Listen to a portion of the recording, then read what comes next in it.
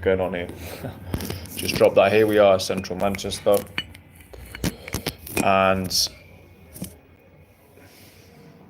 I'm just in my hotel. I'm flying out to Belgrade tomorrow, so I thought let's get in the conference room and do a little live. Can hold it like this, so look a bit more professional.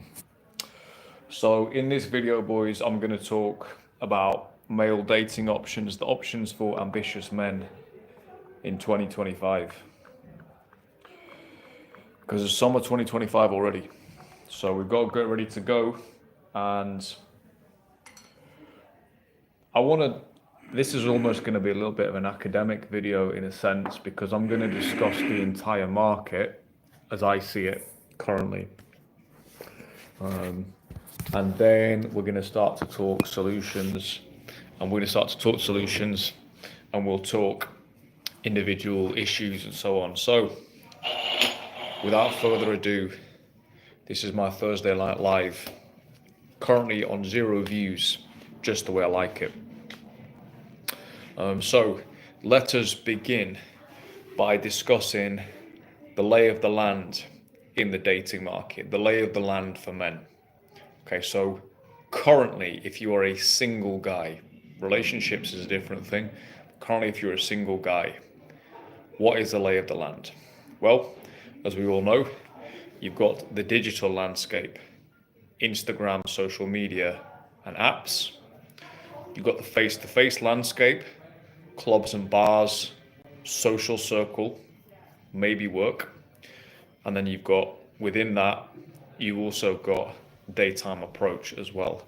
This little known sport, this little known hobby of mine, and this little known shortcut for many guys, daytime approach. So let's look first of all at the digital marketplace to begin with.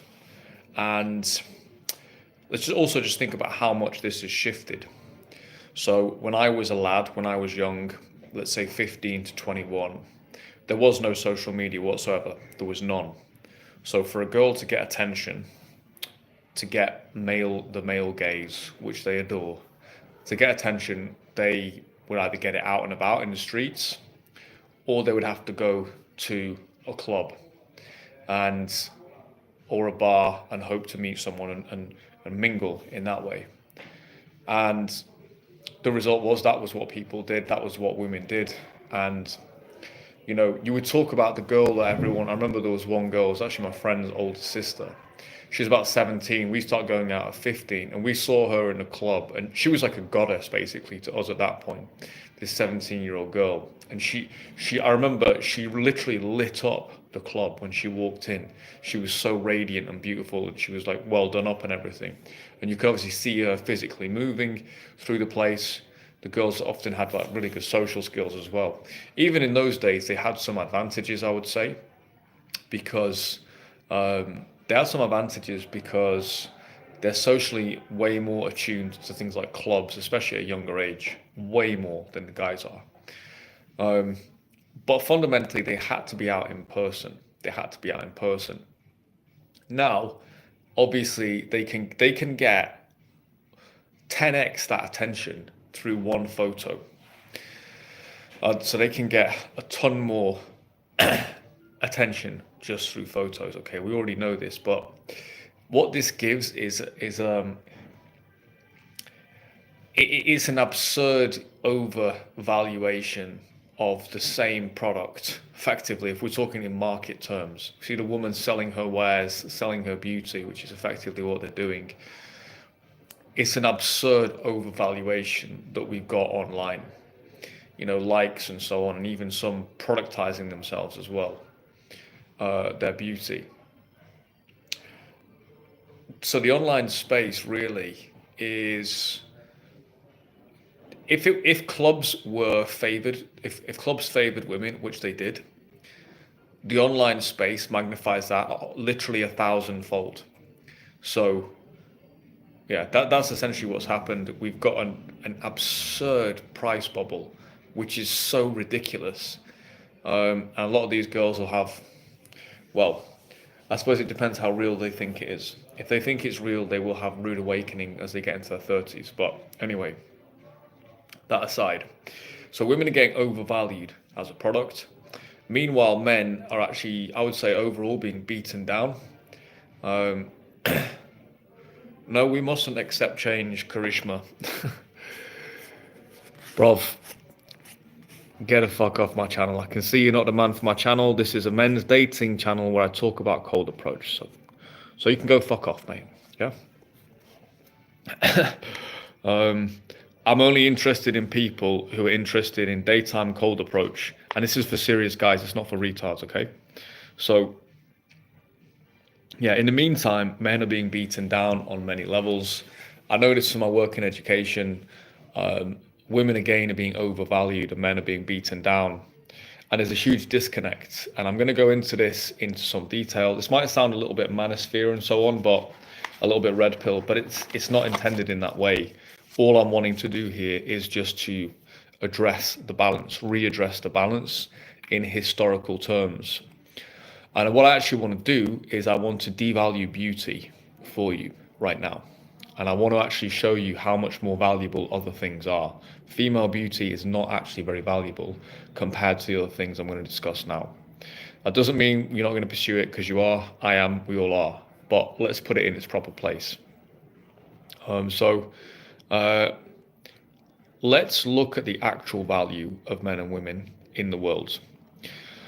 And who is most valuable, or what the value system is, because I think most men in daytime approach, I know that men feel inferior when they go over to women. They feel that the woman's somehow above them in many cases, and it's just factually not correct. Okay, at a minimum, we're on equal footing, at a minimum, and I would actually say overall men have the advantage, but at minimum we're on equal footing. Okay, so first of all, let's just start with looks. Let's begin with looks. So as you see me before you, I'm a 39-year-old man. This is my natural face. Everything is natural. My physique is natural, and so on and so forth. I don't have hair at this point. My only maybe enhancements might be my beard, I suppose, but again, that's natural, right? I shave it in a certain way so it looks good. But I'm essentially completely natural, as men are, right? We're natural, right? Now let's compare that to women who quite literally are painting their face on. Yeah, they're actually literally painting their own face on, right? Even at a young age. Okay. So again, right at the very outset, we're just looking on looks where we think women have got the advantage. Who is it who's painting their own face on? Men or women? They're doing it. Okay, interesting. Makeup, lipstick, blusher, all these things. If they're so hot, why all the makeup and fake up? If they're so confident in their own looks. Huh? Maybe they're not so confident. Let's look at physique. Okay, physique, breast enhancement, high heels. High heels would probably be the norm, right? High heels would be the norm. Yeah, I'm 5'7". I don't have high heels. Yeah, I just go out being 5'7", being my normal self. Right? I can still get women. I can still do fine. Girls are out there putting high heels on. Okay. Or we can go even further, obviously, with some like black girls and stuff. You're talking fake hair, fake eyelashes as well. White girls wear fake eyelashes as well. So when we present ourselves on social media, typically what are men doing? Not very much in the images. What are the girlies doing? They're using 300 filters, facial edits, the whole lot, right? So the picture we're getting here, the picture I'm painting, which of the two sexes is more confident in their looks, and which of the two sexes is better looking? I don't know. You tell me. The one who paints its own face on and wears heels and fake everything, or the one that just shows up and can still pull anyway? Or, I mean, I don't know. You tell me. The best we can do is like a haircut, maybe a beard, a suit. That's about all we've got as blokes. You imagine that was all women had, the rules of engagement were you can get a good haircut and you can wear good clothes. No heels, no makeup, no fake up, no nothing. Start to actually think about the psychology here. Imagine if you painted your face on every single day. Just imagine that. Yeah? That's actually pretty insane. It's a pretty insane concept, right? So I think as men, we should, whatever you are physically, let's say you see yourself as a 6, bump yourself up to an 8. Let's say you're an 8, bump yourself up to a 10. Because very likely the girls you're approaching, you take off the makeup, you throw them in the shower, and it's a shocking experience actually. It's a really shocking experience. You're like, well, what? Interesting, right? Oh, we're supposed to be the deceitful ones. They're deceiving us on the front end. Yeah. And this is a new thing, by the way. In the Victorian age, you could divorce your wife on the grounds that she wore makeup. It's mainly prostitutes that used to wear makeup. So, don't know what you think of that one, but anyway, I call it the swimming pool test. Throw the girl in the swimming pool, see if she looks better or worse when she comes out. Yeah, so hopefully just on looks alone, I've evened the playing field for you guys, right? This should make you feel more confident. And actually, in this case, I am bringing the girls down to earth a little bit, or quite a lot, in fact. It's not to hate, but it's like, I'm sorry, you paint your face on. Okay, what do you want me to say? The most beautiful aspects of a woman's body are all, you can't see any of it, right? The breasts, nipples, pussy, you can't see any of the real stuff that is actually beautiful.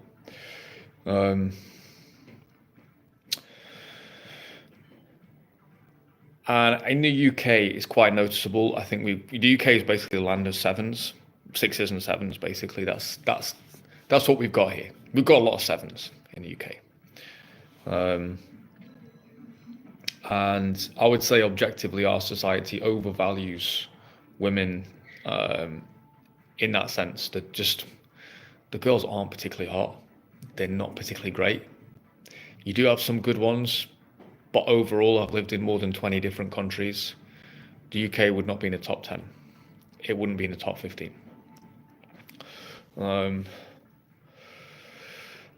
and the last thing I'll say as well, let's compare this to other epochs as well. Other epochs, you have different beauty standards, right? We all know the Raphaelite concept of beauty. Women were more curvaceous, a bit more chubby, really, basically, because it was associated with fertility. You go back to ancient Greece and Rome, it was really the men that were seen as more beautiful. You can believe that now. In the days that makeup didn't exist, because it was the men could actually work out, the noble men. So there's a lot of the statues focusing on the male physique, and as time goes on, that physique becomes almost like more and more aggressive looking as well. It's kind of interesting if you study the statues. And this comes and goes through society, right? You have some societies, like a lot of the African societies, they do make a big thing of the female curves and the female fertility and so on. I think justifiably as well, those girls have got incredible bodies as well. Okay, so now let's look at longevity between the two sexes. So I'm 39. My girlfriend is 25. Last year, I was with a 21-year-old, with a 19-year-old. I was out with a student the other day, and he's 37, and he met a girl he went to college with, and she was 37. And I looked at her, and I was like, she's an all right cougar. And he thought the same when he chatted to her, and he said it was funny because she was way out of our league in college. She was quite arrogant and stuff.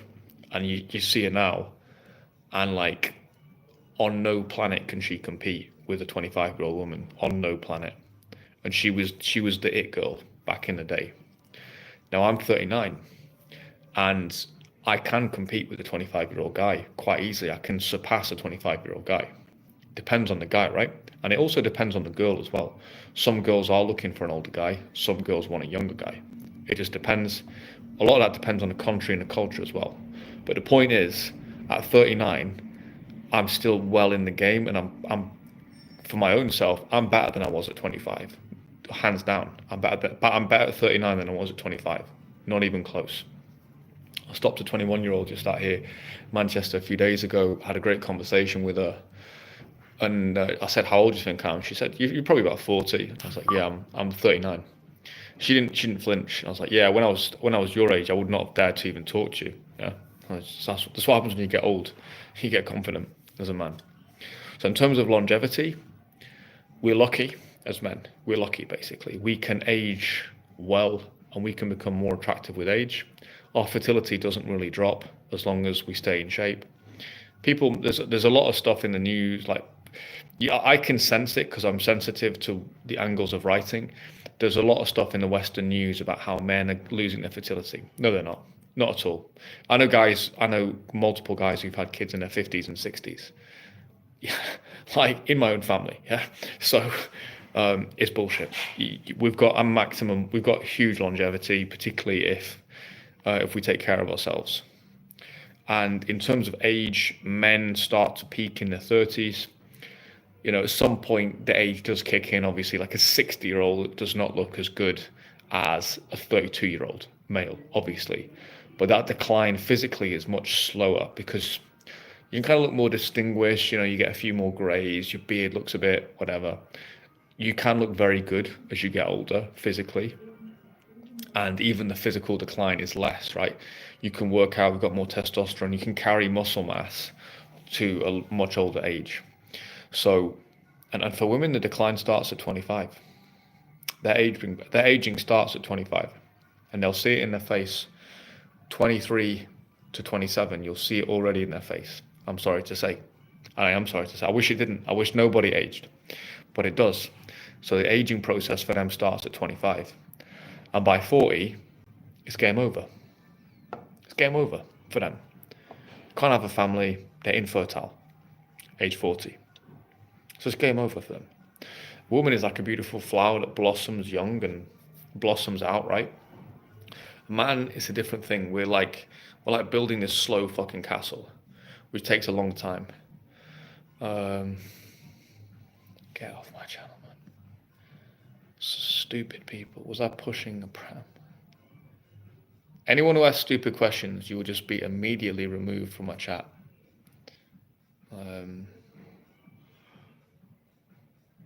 Stupid, man. Stupid questions. So this is for my people who are coming in who are interested in this topic, and then for guys who are already interested in my content. Stupid people who make stupid comments. Sorry, what do you want me to do? I can't engage. So hopefully that will equal things out a little bit for guys and make you feel a little bit more equal. These girls are not above you. You're going to age better than they are, provided you take care of yourself and you do the right things.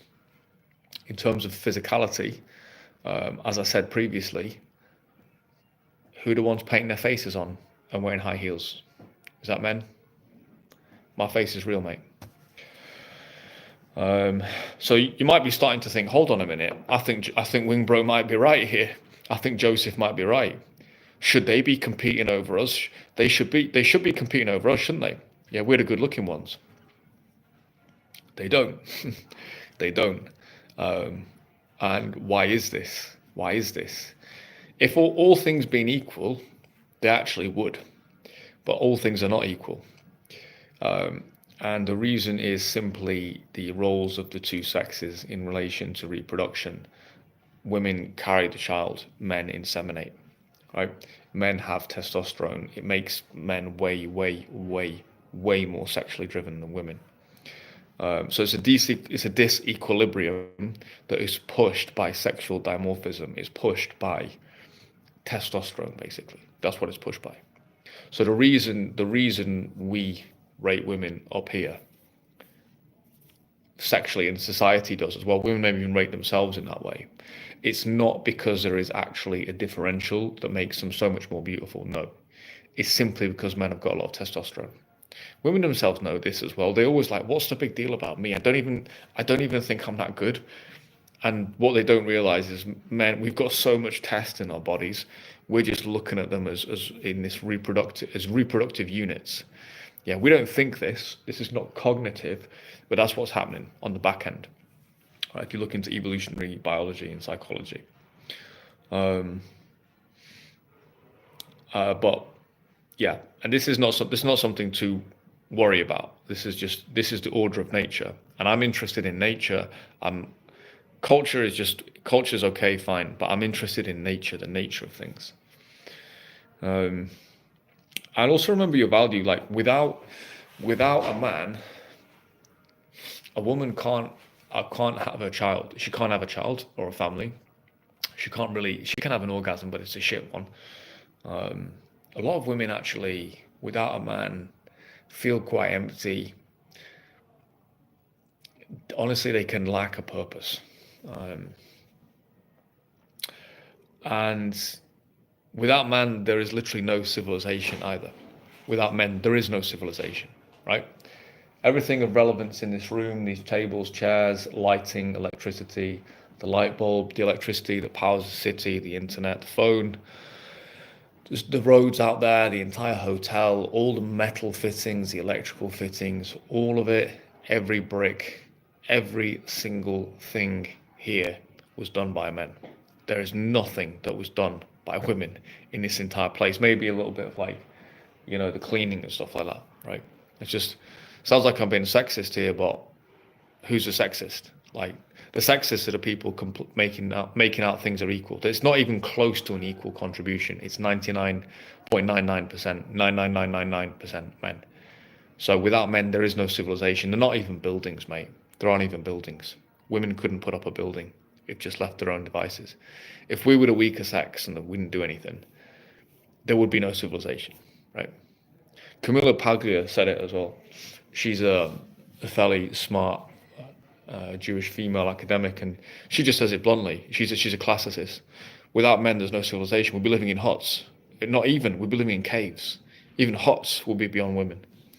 So, yeah, en masse, guys, we need to start shouting about this a lot more. It doesn't. Again, this is not an excuse to bully women or anything like that. What I'm trying to do is restore the equilibrium and get men to actually rate themselves and rate their contribution again, right?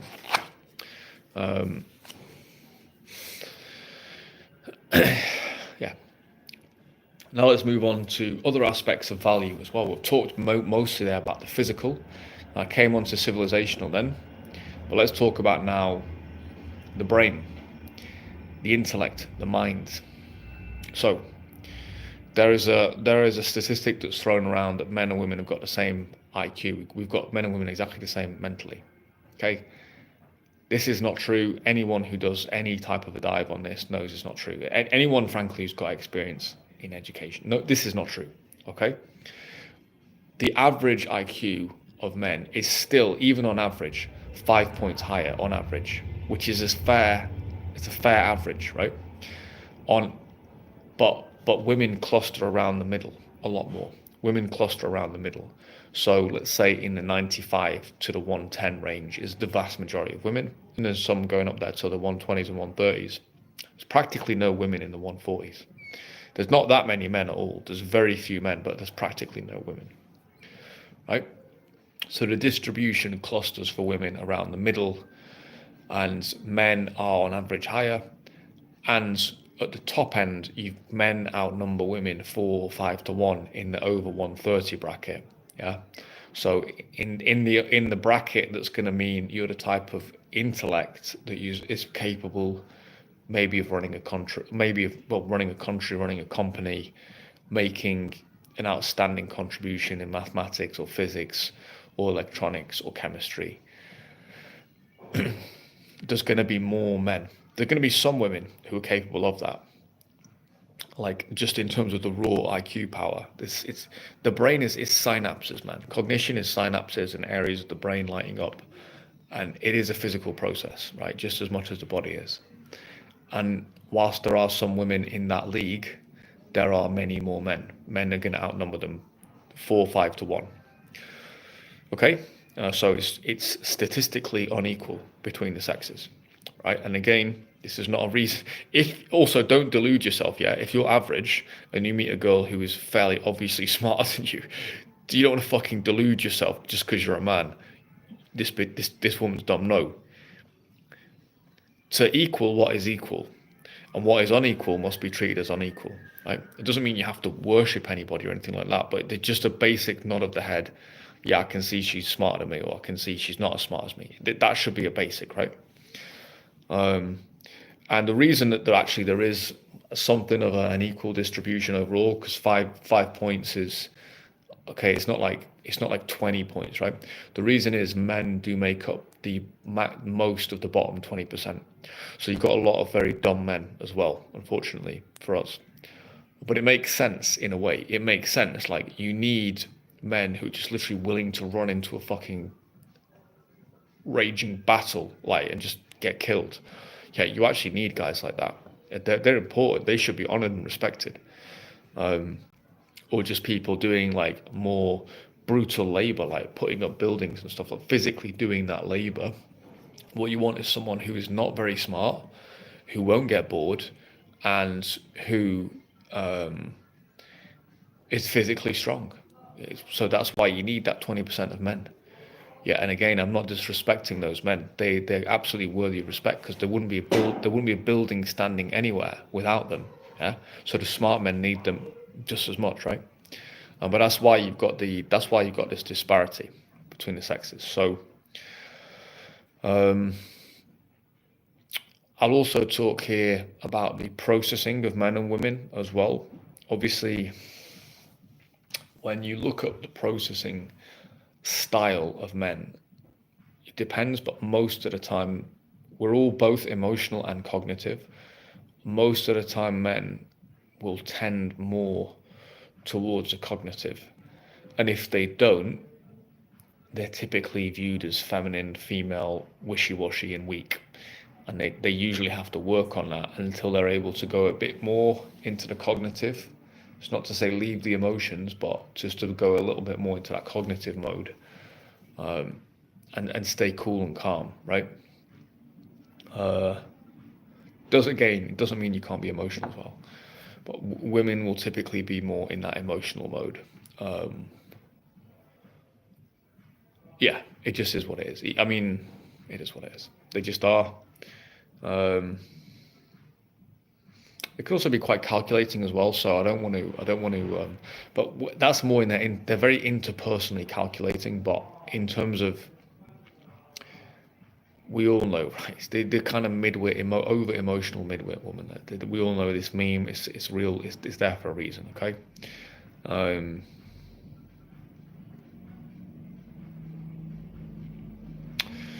So all I'm doing here is I'm laying out a case for you that the prize you are pursuing, perhaps on some level, should be pursuing you. The reason they won't do that is partly pride, but it is also fair enough. Like, if they also have to carry a guy's child as well, which is like, this is no small matter. And it's also something that the feminists and whatever, they don't seem to fucking, it's the biggest open goal that if they had any brains at all, they would actually, if I was them, I would be scoring this over and over again. If I was a feminist woman, I'd be scoring this over and over again, but they refuse to go there because they're morons. They're midwits. Without women and their ability to generate life and their ability to birth life, there's no human species. There is no species. Yeah? And what they have to do to give life is on par. What they literally have to physically suffer is arguably on par, albeit in a less longevity but more intensive, is arguably on par with anything that men can achieve in our lives. Like, to actually fucking give birth to a child out of your genitals and grow it out of your stomach. Yeah. That's a major fucking thing. That's just as much of an important thing as putting up one of these great buildings here in Manchester, or, you know, building a great business or writing a great book. It's a major fucking thing. And they don't seem to wanna say this, like, guys, without us there's no human life, yeah? So should we try and cooperate, you know? to try and get a bit of quid pro quo going here. So why they don't do that, I don't know. Again, the whole movement's led by. The reason I know this stuff, like, because I studied a lot of French, I've literally read the French first wave feminists. I've read The Second Sex by Simone de Beauvoir. I've read it twice. It's like an 800-page book. I read it in its original French, and she's the one.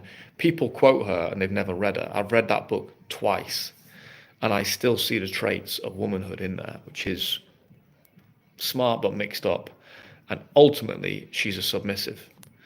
De Beauvoir was ultimately a submissive. She submitted to Jean-Paul Sartre and also Marx as well. Moed, mate, I'll get to your question in a minute. I'm on a little bit of a rampage about the whole marketplace at the moment, and I'm basically trying to bring men and women into more of an equal balance. I'm actually kind of, basically what I'm saying here is the price that you're aiming for, the prize that you are shooting for, woman, effectively, at a certain point, if you look at them with clear eyes, they're just not better than you. It's not some grand prize to aim for at the end of the day. It really isn't. And it will disappoint you, I'm afraid to say.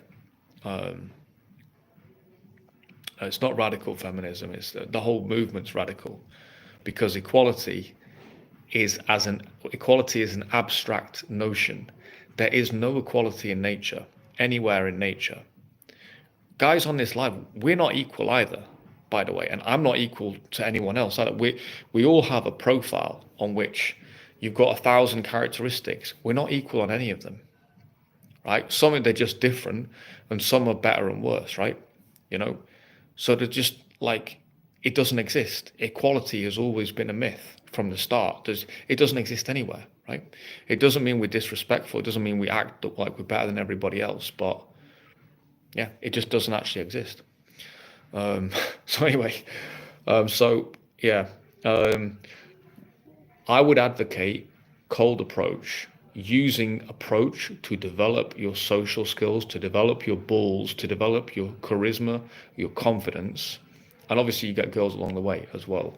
But if you're just looking for the girl and you think that's going to solve all your problems, I'm telling you now, it fucking won't. It won't solve all your problems. If it just won't, dude. It won't. So, but it's the active approach is a big thing to do, to go out in public in especially places like the UK where it's not the done thing. It takes some guts. It takes some balls. It's good, obviously, if you have wings alongside you. You call a wing bro as well if you need me. But it's about personal development. It's about personal development. And it's the deeper stuff that will keep you going. I've been doing approach now for 2 years. If it wasn't for the deeper stuff, I would not still be doing it. Because I've ticked the box now. I've got some hot girls through approach, right? That's done. I've done nighttime. I've done daytime. I've done the apps. I've done what I've also done beach approach, yeah, whatever. So self-development is also brotherhood as well. And I'm going to come on to brotherhood in a minute. But first of all, let me get to some of these questions. Thank you. These are actually intelligent questions.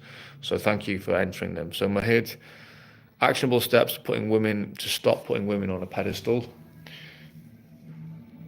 Actionable steps. The first one is mental, bruv. The first one is mental. Shag a few girls, stick them in the shower. Watch the makeup and fake up rub off. Watch her walk out of the shower and you're like, no bra on, just her naked. That's it. Sometimes it's still quite spectacular, but most of the time it's just like, oh, that's a nice thing, you know? Especially without the heels, because the heels also change the shape of their backside as well, and their back and everything.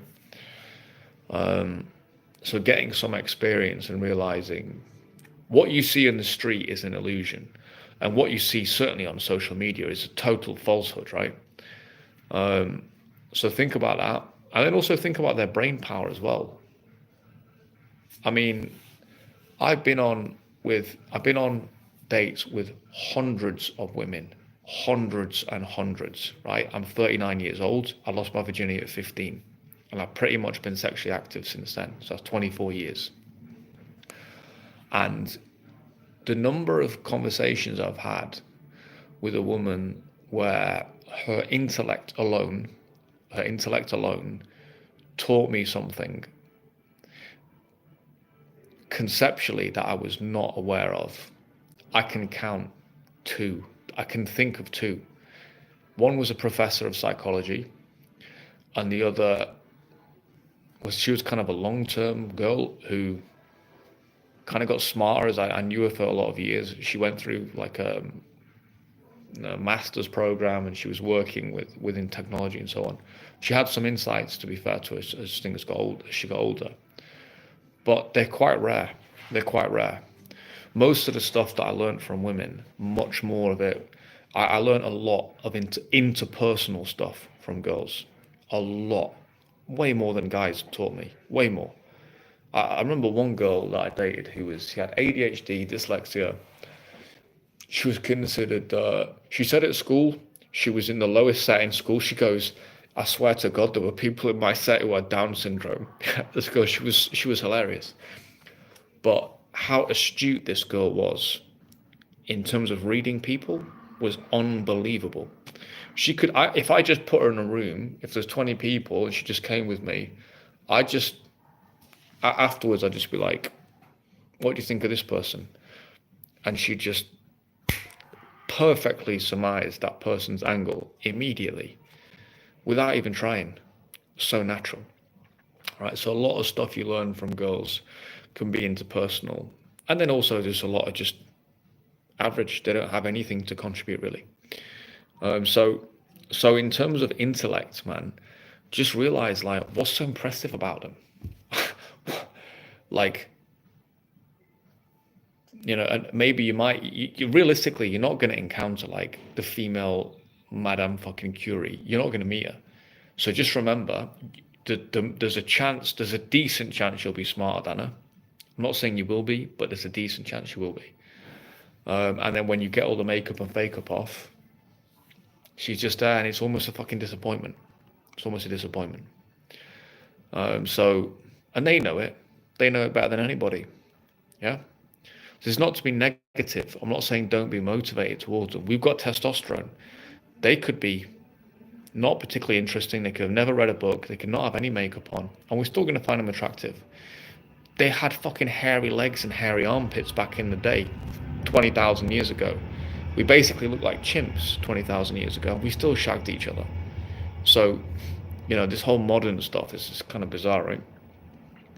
And then in terms of putting them on the thing that helped me with daytime approach was I just met so many, and I had so many conversations, and so many were just disappointing that actually that put them on a pedestal, that took them off the pedestal to some extent. Yeah, but it's hard to do because we're going over to girls in the day. Like, if you don't put them on a pedestal to some extent because of that look, that attraction, why are you going over there? So there's a paradox here, because I wouldn't even go over if there was nothing I was attracted to. I wouldn't call them back if there wasn't something about their persona or their mind that I was interested in. Yeah, it is what it is. And psychologically, we kind of require them as well. So it's a paradox. It's a paradox. How would you rank cities in the Midlands for cold approach? Chef, Notts, Derby, Leicester, etc. I would say, quite frankly, mate, if you're approaching in cities like that, you're wasting your time.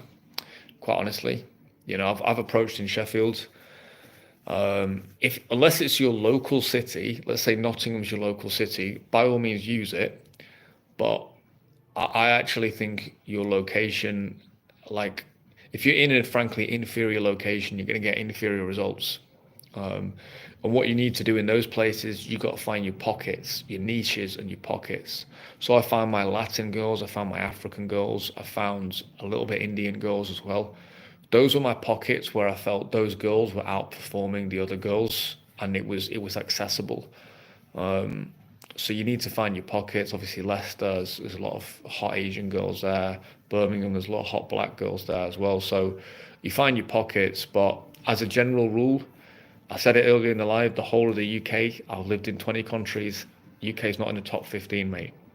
UK is not that good. the Vikings stole all the hot girls. Yeah, we got like they literally did. Um, so you can get good girls here, but what I want to be in personally, I want to be in a buyer's market where the market is so insane, I can just go. I don't even have to think about looks anymore because they're all fit. I just pick the one with the best personality because she's fit by default because she's from Santo Domingo. Yeah, that's basically that's my approach on it. Where else? I thought the girls in Belgrade were fucking good. Alexander doesn't think they're so great because he lives in Belgrade. I think people don't rate the girls in their own country, but for me, as a product, I looked at them. I was like, man, Balthus Day game's coming out with me to Belgrade tomorrow, and I know he's gonna have his fucking mind blown, man, because he lives in Belgium. So, yeah, but I would say, Josh, they're average, mate. They're average in an average country. Get yourself to Manchester and London. And the last thing I'll say as well is there is no day game. There is no. I say this as a guy who's doing day. There is no day game. There's no approach. There's not even a sexual market. And this is the last thing I want to say on this point. I've just discussed the whole market. I've discussed the whole broad picture, but that's purely an academic exercise, because in reality, there's just you and a girl in front of you, and that's all there ever was. That's all there ever is. That's all there ever will be. Just you and a girl in front of you. Doesn't matter if I'm here in my hotel, I'm out down the street, I'm in Starbucks, I'm in Barnsley, I'm in London, I'm in Sheffield, Manchester, Santo Domingo. It's me and the girl in front of me. That's all it is. So the market is not even really relevant. The whole sexual marketplace, again, there's a lot of buzzwords and terms. I've used it here for an academic exercise for interesting content. But ultimately, it's you and the chick in front of you. That's all it ever is. And the market's not relevant. Once I'm interacting with the girl face to face, the rest of the market, the rest of the guys fucked off. They're not here. The Instagram guys aren't here. The Tinder guys aren't here. This is why I like daytime approach, because you just go into all of your competition, you're just going, chopped all their fucking heads off. They're all gone. And so, yeah, in that moment, there is no competition. There's just you. It's like some people in business, they talk about how the market's not fucking relevant. Yeah, the market, don't price yourself against the market.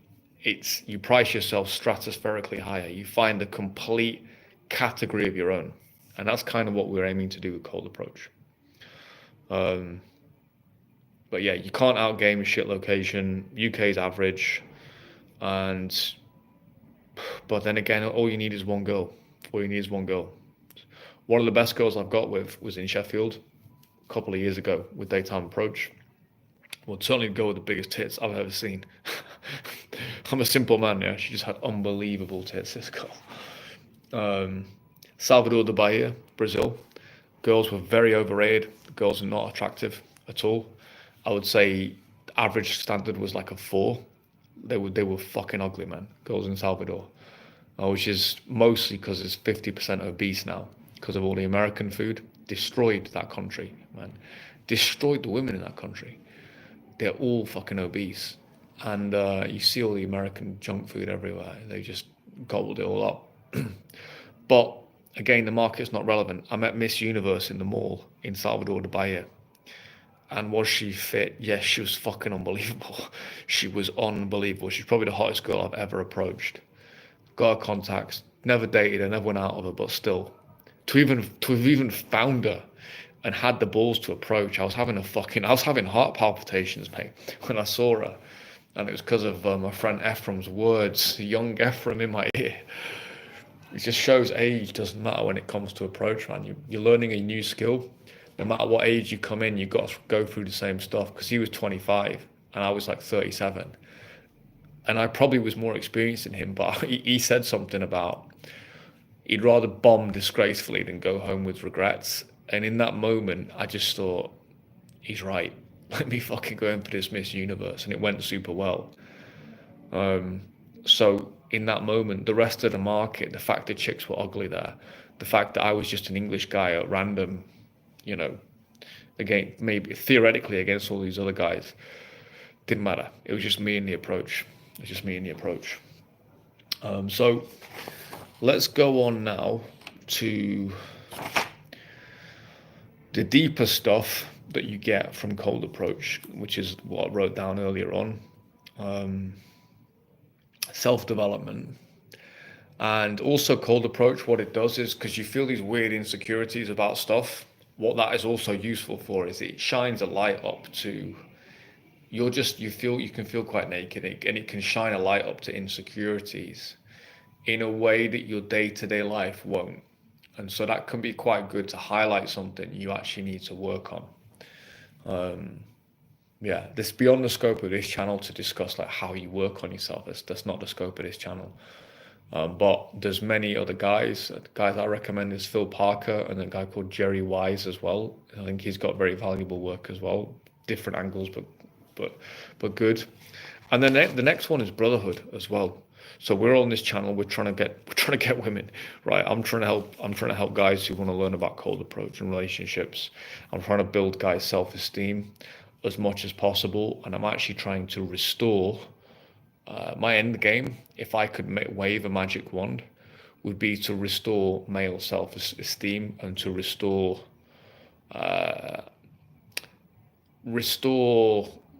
the world socially as it may have been at certain points in the past, with the added technology. That would be my magic wand, to restore manhood. That's all you need to do. If the powerful men power through, we will be unopposed. We'll be unopposed. Out in the streets here, there's no opposition. Your opponents are like transsexuals, gay men, passive men. There's no opposition for us out in the streets here. And then you go higher than that, you start to look into society.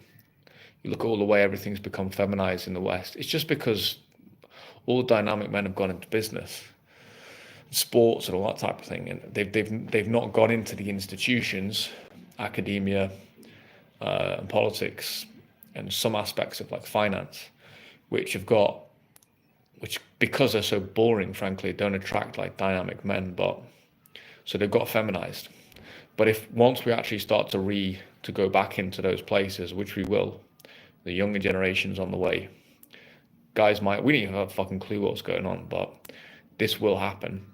They'll be unopposed. There'll be no one to oppose them.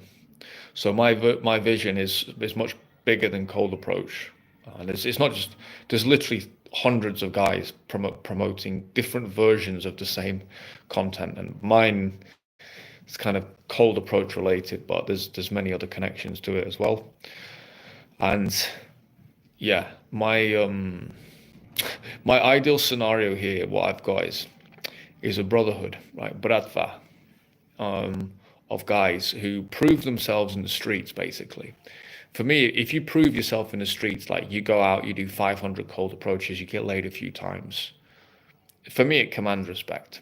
So you've kind of proven you're a guy to some level, I can trust you to some level. Obviously, you have to depend on how, if you're fucking in tears after every session, then, good for you for still doing it, but then we're probably not, I can't trust you. But if a guy's solid enough to go out and do hundreds and hundreds of approaches, get some results, develop themselves, it's like, well done, mate. You've got your bones. Well done. You're in the club, basically. And we can go from there. Just going to the gym and lifting and stuff like that, it doesn't really test you enough. I want to see a guy tested. And so this could be it's kind of like a hazing for my mafia, for my Bratva brotherhood mafia. That's my crazy vision for this. If that could ever be completed, I don't know. And I would love to have my own private island of guys. We'll call it Brothenia. I've got the islands. I've got about 10 candidates, ranging in cost between about $1.5 million and $10 million. And we start a new civilization based on the Greek city-state. Stay with me. Stay with me. And the men will be, they'll all be experts in business, absolute world-level experts from childhood. That's all they're going to be doing. They'll be armed to the teeth, and they'll be dangerous. They'll be experts at cold approach, And any women that we bring in as our wives and daughters and so on, they will all be elegant, wonderful, and they will all be taught in dance and cooking and languages and so on. So this will be my dream civilization, yeah. I will also have an army of robots as well. Like fuck AI, I want a robot, yeah. I can't be bothered to do my fucking washing, yeah. And I want my wife to work on her dance steps. So I want robots, yeah. I want robots. Okay. So we need robots for the island as well to do all of our fucking chores, right? And we can just focus on like children and war. Um, but yeah, this is obviously like an extreme. This is an extreme fucking goal, yeah. Whether that's my dream scenario, and I'd be up for it. I'd give it a shot, even if it meant it ended in failure. I wouldn't care. It'd be worth a shot, man. But as a minimum, yeah, as a minimum, playing a part on a more grounded level, playing a part in guys improving their lives. Maybe we can't found a new civilization, but maybe our sons can. Who knows, right? But if we get strong enough as individuals, slowly, one by one, we improve the world. We improve the world. That's good enough for me, to be honest with you. These are ambitions. These are dreams. Whether they can be made true, we'll see. But it's good to have dreams. And the last point I wanted to make, yeah. So once you're in the streets, you're developing your character, you're developing your approach.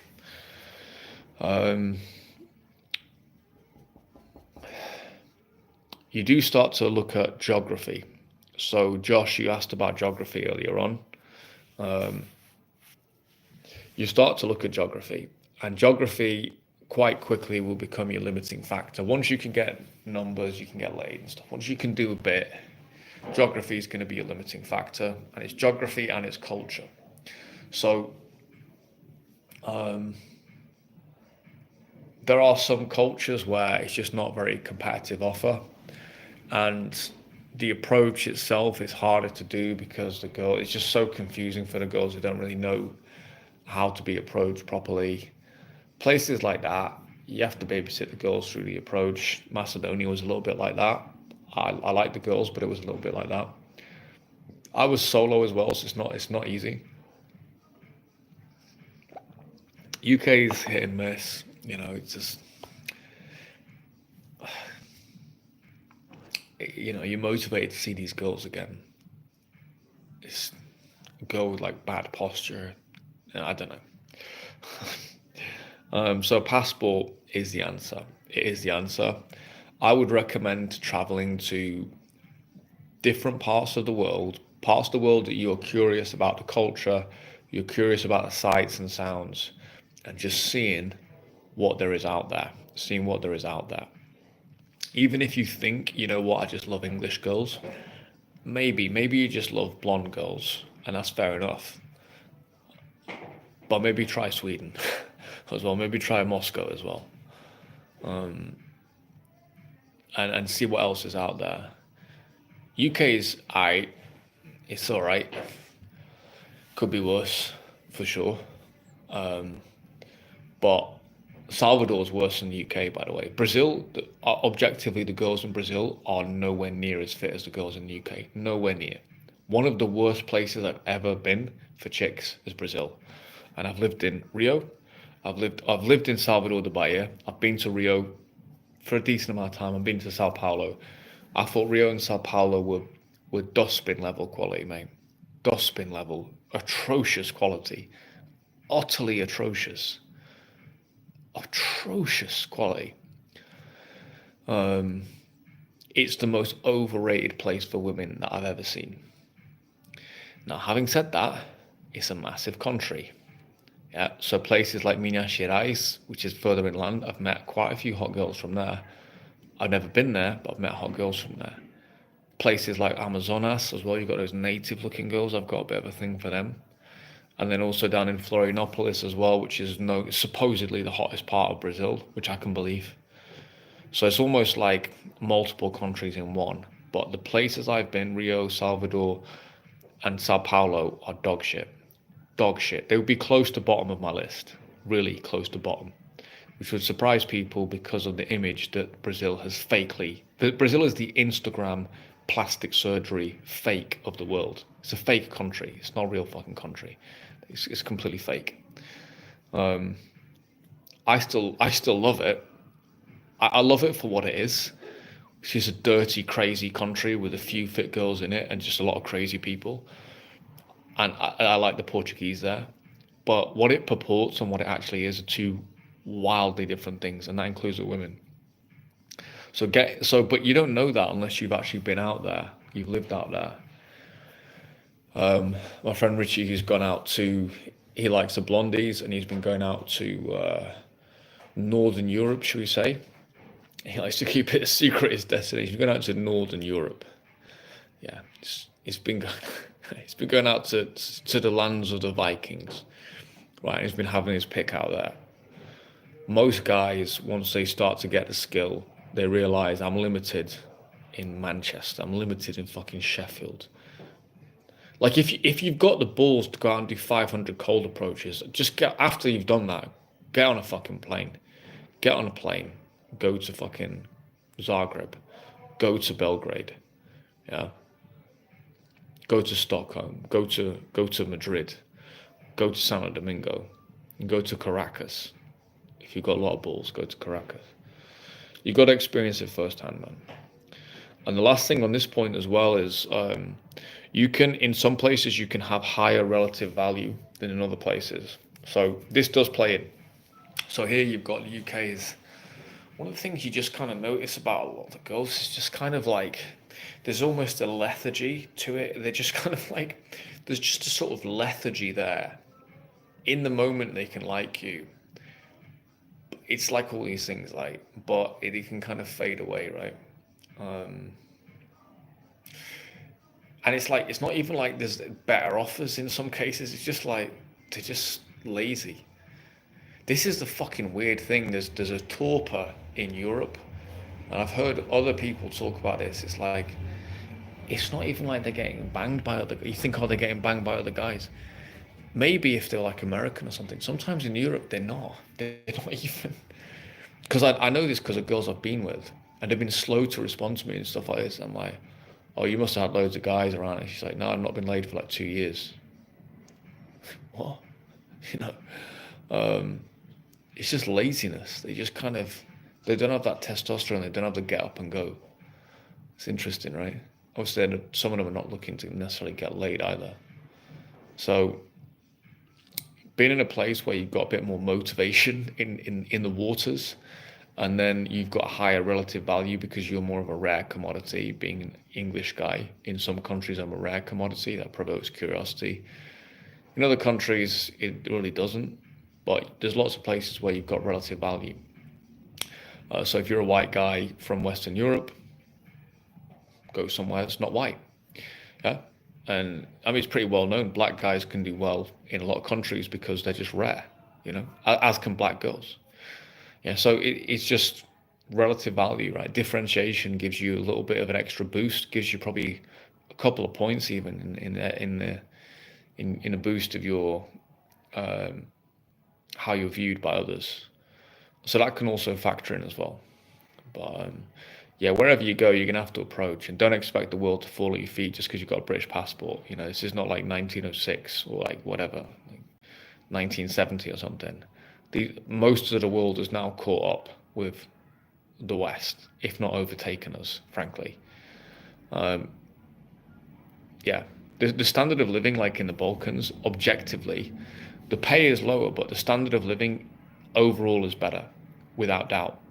It's like, yeah, you earn more money in the UK, everything's twice as expensive. So you earn half as much out there, but everything's 50% the cost.